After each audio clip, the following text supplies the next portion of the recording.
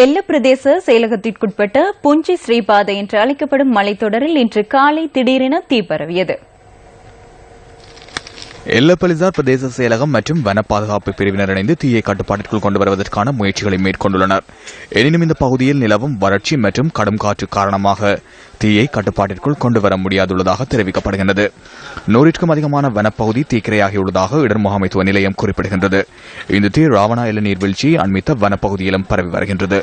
சுற்றுலா பயணிகள் அதிகம் விஜயம் செய்யும் பகுதியாக இந்த மலைத்தொடர் காணப்படுவதோடு தீ பரவியமைக்கான காரணம் இதுவரையில் கண்டறியப்படவில்லை. மலைத்தொடரில் தீ பரவியதைத் தொடர்ந்து குறித்த பகுதிக்குள் பிரவேசிப்பதற்கு போலீசாரினால் தடை விதிக்கப்பட்டுள்ளது.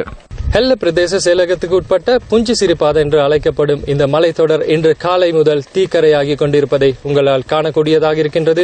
குறிப்பாக இந்த தீயினை கட்டுப்பாட்டிற்கு கொண்டு வருவதற்கு எல்ல போலீசார் மற்றும் பிரதேச செயலாளர் வன பாதுகாவலர்கள் இந்த தீயினை கட்டுப்பாட்டிற்கு கொண்டு வருவதற்கு பாரிய முயற்சிகளை மேற்கொண்டிருந்த போதிலும் இப்பகுதியில் நிலவி வரும் கடும் வறட்சி காரணமாகவும் கடும் காற்றின் வேகம் காரணமாகவும் இந்த தீயினை கட்டுப்பாட்டிற்கு கொண்டு வருவதற்கு பாரிய சிரமங்களை எதிர்கொள்ள வேண்டியுள்ளது.